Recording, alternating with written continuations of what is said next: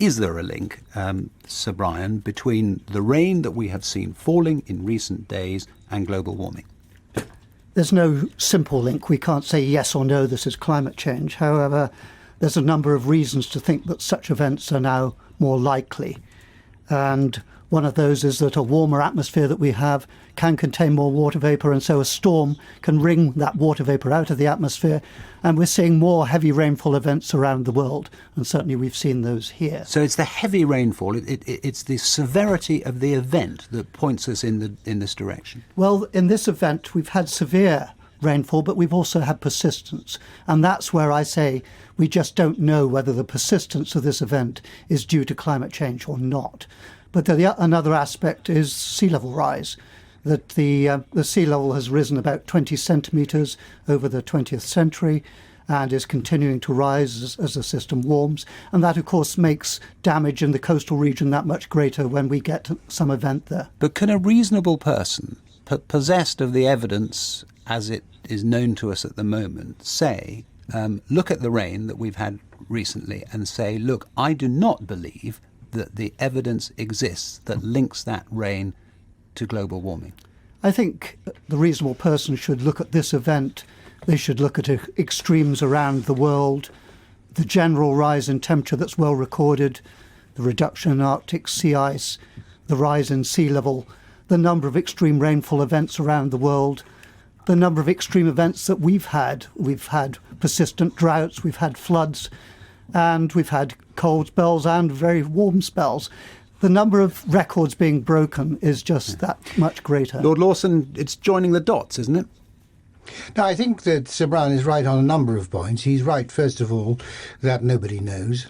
Certainly it is not the case, of course, that this rainfall is due to global warming. The question is whether global warming has marginally exacerbated it. He's right, and nobody knows that. He's right, too, to say that you have to look at the global picture. And contrary to what he may have implied, in fact, people who've done studies show that there has been no increase in extreme weather events. For example, tropical storms, which are perhaps the most dramatic form of weather events. There's been, the past year has been an unusually quiet year for tropical storms. And again, going back to the nobody knows, only a couple of months ago, the Met Office were forecasting that this would be an unusually dry winter. Do you accept that, Sir Brian, that just on that point, that important point about the global picture, do you accept, Sir Brian, we haven't actually seen the kind of extreme conditions that we might have expected? I think we have seen these heavy rainfall events around the world. We've seen a number of places breaking records. Australia, with the temperatures in Australia going to new levels. Trouble is, we report those and we're interested in them. There is an effect, isn't there, that is possibly an obfuscatory effect, actually, on the real picture. And you accept that might be the case? Absolutely. And we have to be very careful to not say, oh, there's records everywhere, therefore climate is changing. But we're very sure that the temperature has risen by about 0.8 degrees. The Arctic sea ice has reached a minimum level in the summer, which hasn't been seen for a very, very long time. The Greenland ice sheet and the West Antarctic ice sheet have been measured to be decreasing. There's all the signs that we are changing this climate system. Now, as we do this, as the system warms, it doesn't just warm uniformly. The temperature changes by different amounts in different regions. And that means the weather that feeds off those temperature contrasts is changing and will change. It's not just a smooth change, it's a change in the weather. It's a change in regional climate we can expect. Lord Lawson? Yeah, I think we want to focus not on this extremely speculative and uncertain area. I don't blame the climate scientists for not knowing. Climate and weather is quite extraordinarily complex, and this is a very new form of science. All I blame them for is pretending they know when they don't. But anyhow, what we want to focus on is what we're going to do. And I think this is a wake-up call. We need to abandon this crazy and costly policy of spending untold millions on littering the countryside with useless wind turbines and solar panels, and moving from a sensible energy policy of having cheap and reliable forms of energy to a policy of having unreliable and costly energy.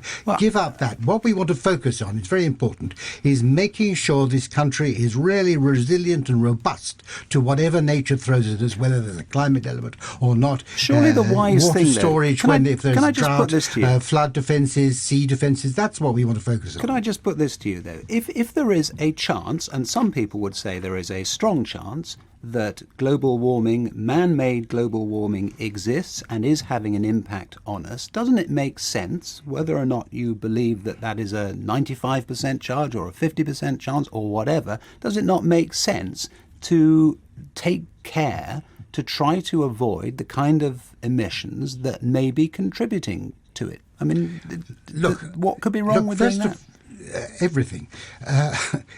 First of all, even if there is warming, and there's been no recorded warming over the past 15, 16, 17 years. Well, there is a lot of controversy about that. No, isn't there's it? not. That's a fact. That is accepted even by the IPCC. Well, no measured warming. Well, all right. No measured warming. We'll get back exactly. to that. Well, that's measurements are actually not unimportant.